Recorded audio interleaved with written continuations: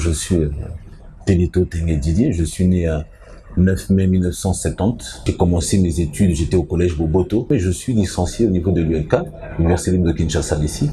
Bourgmestre à Kitambo, de 2008 à 2019. Et puis député provincial en 2018. Et par la suite, ministre provincial de l'Environnement et aussi ministre de l'Intérieur. Alors, au regard de vos fonctions d'État, quels ont été les défis auxquels vous avez dû faire face? Écoutez, la vie est un éternel combat. Personne sur la terre peut me dire que la vie n'est pas un combat. Tout est un éternel combat et vous faites face à ces défis-là, surtout lorsque vous gérez la chose publique. Vous devez constamment vous remettre en question, chose qu'on a eu à faire.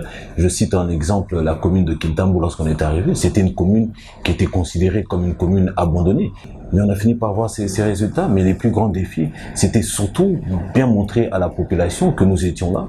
Et en tant que gestionnaire de la chose publique, nous avions des devoirs et non des droits. C'est un défi permanent jusqu'encore maintenant. Honorable, vous êtes interfédéral de l'UNC pour la ville de Kinshasa. Alors, quelles sont vos ambitions pour ce parti politique? Redynamiser, rebooster et mettre à sa place le parti qui est l'UNC dans la ville de Kinshasa. Et donc, nous avons évidemment cette ambition d'en faire... pourquoi pas le plus grand parti de la ville de Kinshasa, d'abord pour commencer. Légiférer et contrôler l'action du gouvernement sont les prérogatives devolues aux députés. Alors selon vous, quels sont les points sur lesquels la nouvelle législature devra se pencher en priorité? Non mais parce que vous voulez me dire que certaines personnes qui postulent à ce poste disent que les députés peuvent construire, ils peuvent acheter. Non, faut parler sérieusement un peu dans cette histoire.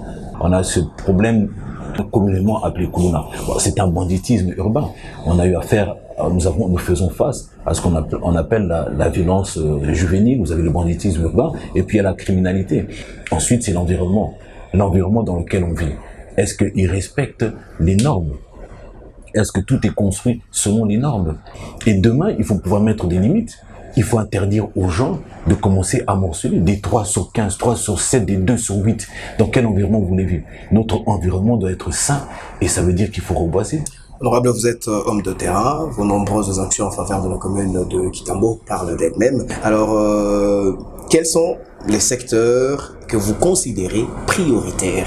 Écoutez, c'est vrai, c'est le secteur économique. Je crois que lorsque je parle de secteur économique, ça implique évidemment le gouvernement provincial et le gouvernement national.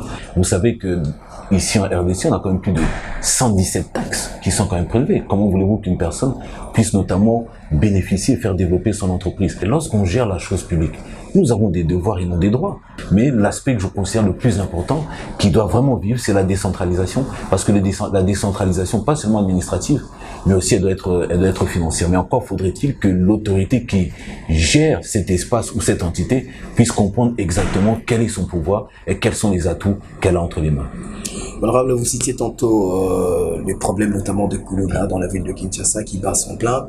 Quelles peuvent être les pistes de solutions efficaces pour arriver à bout? Mais je l'ai dit tout à l'heure, le problème de ce banditisme urbain, parce que c'est un banditisme urbain. Mais lorsque le plan sécuritaire n'est pas donné, qu'est-ce que vous allez faire? C'est comme si vous rentrez dans un avion, vous dites que vous allez aller à Bruxelles, et le pilote automatique ne fonctionne pas, et vous dites, ok d'accord, on va aller où? C'est exactement ce qui se passe. Et je crois que c'est la chose la plus importante qu'il faut faire. Et maintenant, ces personnes qui ont été condamnées, elles ont été envoyées à Kanyama KCC. Lorsqu'on les envoie à Kanyama KCC, il faudrait qu'on prenne ces personnes, on les condamne. Et cette condamnation fait l'objet des travaux d'intérêt généraux. Et c'est la main d'œuvre pour nettoyer, pour travailler, pour construire, pour ceci et pour cela, pour faire fonctionner une ville, faire développer un pays. Ponanini, bon voter Ponangai. Parce que l'expérience est là qu'ici, et si kato wuta, n'est toujours pas résultat. Et là, on a qu'à promettre bino, ezali, ba promesse, ezali réalité, ezali motoki, parce que ezali motoki n'est toujours pas résultat.